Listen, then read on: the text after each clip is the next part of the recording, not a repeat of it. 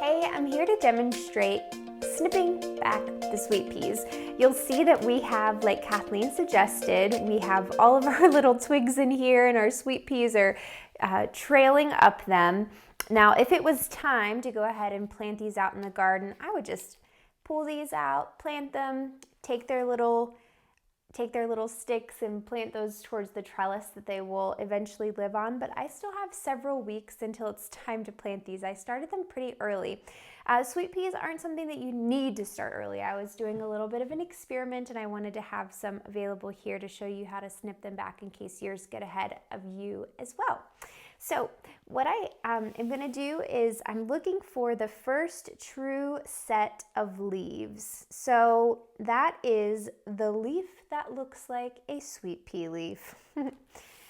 So if we can get a close-up right here, you'll see that the plant is coming out of the ground and right here is its first set of true leaves. So here's where I can snip it back to tame the growth a bit. So these will continue growing. Down here, more leaves will continue popping out. And by the time it's time to get these out into the garden, they'll be a little bit stockier because of what we're doing here.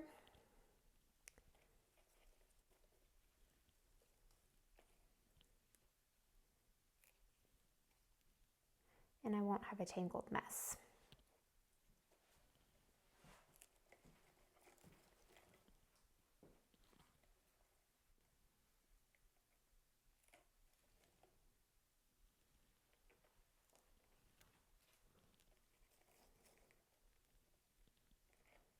So I'm going to snip back half of them.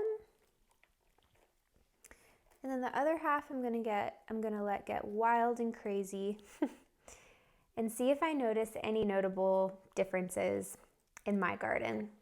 So that's just something that I'm choosing to do this year.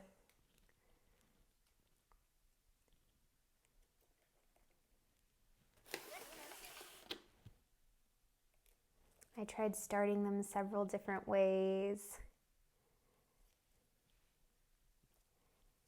This is my little sweet pea experiment patch. Okay, so we're all set. You can see how this one that I had cut back a few weeks ago has now a second stem coming out down here from the bottom. So I'm getting some branching going on. And that will eventually happen with these little guys as well. So there you have it, snipping back your sweet peas.